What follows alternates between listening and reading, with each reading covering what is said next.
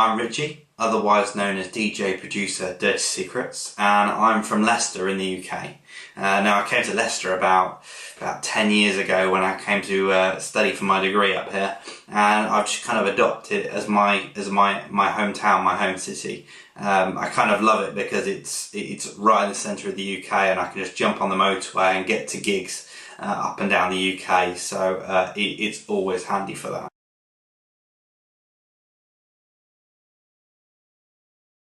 As far as my influences, I mean, I've been influenced by so many people over the year. I mean, you're talking like legendary producers like Roger Sanchez, Eric Murillo, Norman Cook, Dennis Ferreira, anybody really that loves their house music and has been making it for some time. These guys clearly know what they're doing. They're clearly still in love with what they're doing, and that's who I get really influenced by. And you can hear that in my music. I mean, my music's constantly evolving, constantly changing, and I'm getting influenced by anyone and everything. I mean, the new producers that are coming through at the moment, you can't help but be inspired by some of the stuff that they're making at the moment. Some of the new styles, some of it's just great to hear some of the great stuff that's coming through at the moment, and you can't help but be influenced by them all. As for most memorable gigs, I think there's probably two that stick out to me. I think the first is probably Strawberry Fields. That's the Strawberry Fields Festival that's actually in Leicester. I played that last year. I played it for the last couple of years, but I played that last year and it was fantastic. I was playing alongside Sonny Walton and Danny Howard, and we had such a great time. You're actually playing in like a circus big top, and the crowd were just brilliant. They were just completely crazy, and it was a really great night. And I think the other gig that probably sticks out is the Rolling Stone party in Athens. I really enjoyed playing there. It was a very intimate venue, but the crowd were brilliant, and it was a really great atmosphere. And for me, it doesn't matter the size of the venue. In fact, I quite like playing the smaller venues.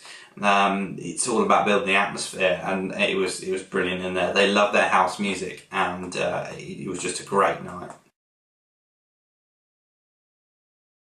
You're probably actually going to find a lot of Dirty Secrets on my iPod, and by that I don't mean my tracks.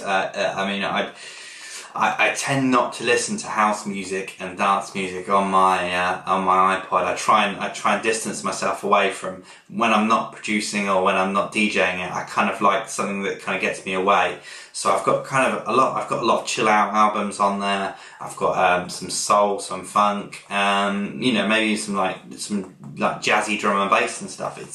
It's all kinds of stuff on my iPod, and generally stuff that I'll listen to that's away from house music, that gives me inspiration or just helps me relax my ears. It's really important to relax your ears in between studio sessions and DJing, and I think it also helps to exercise them, to kind of listen to other music, how it's produced, and the elements in it, and it's just you just gotta have some kind of escape, so you can't listen to dance music all the time. I really love my hardware and my software. I'm a real kind of gadget kind of nerd, and I've got so many little bits here and there. I'm always picking up stuff, always trying new software, always trying new plugins, and it's I love keeping on top of it. Still, my favourite bit of kit at the moment is my Native Instruments machine. I'm using that all the time. For me, I like playing my grooves in live. I like the pointing and clicking is fine, but I like to kind of feel my music. I like to kind of put it in there in a kind of very kind of live kind of way, and that helps me just kind of put the grooves down quite quickly.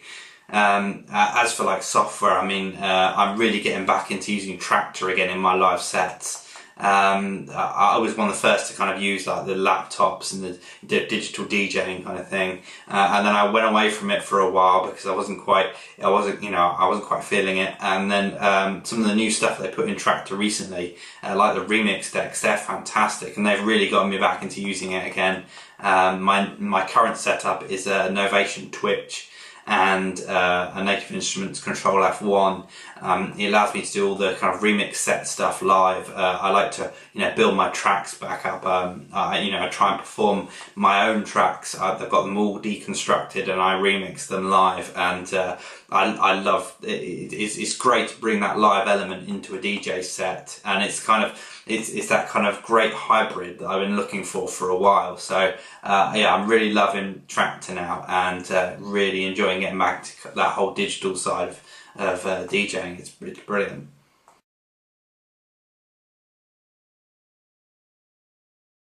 As far as advice goes for getting into the music industry, I think probably as far as the producing goes, I'd probably say that it's really hard for somebody who's just starting to produce to actually get into it all. I mean, there's a lot of tutorials online to there's more help than there's ever been to help you get into making your own tracks, and it's never been as accessible as it is now. The only problem is it's quite daunting for somebody who's first starting, because you're having to learn all the software, you're having to build your own sound, you want to get up to a standard that everybody else has got, and all those things kind of really take time. So I think my best bit of advice is to start small and start doing like re-edits and then and bootlegs, because those things will help you learn the software quick. And you're working with other people's tracks, so that they're already kind of pre-mastered. You're just editing them up and making them more unique for your set. If they're already mastered, so you don't have to worry about that. You just re-edit them, and you're creating something a bit more unique that gives your set a unique edge. And as you go on, you'll start with the re-edits, and then you'll move into bootlegs and remixes, and you'll start adding more and more original elements as you get more kind of confident with the software. And before long, you'll take the original track that you've been remixing out of it, and you'll realise you've got your own original track there, just sitting there, and you're already there. I think the most important part is the fact that you start small, because if you're just doing a re-edit, you can learn that and you can play that out that night. You get a reward very quickly, and you can instantly use it. And I think that's probably my best bit of advice. Start with re-edits, then move on to bootlegs and remixes, and before long, you'll be making full original tracks that that have got your sound that you've built up over that time. Meanwhile, you've got good stuff that you can play in your sets, which is what you really want if you're a DJ.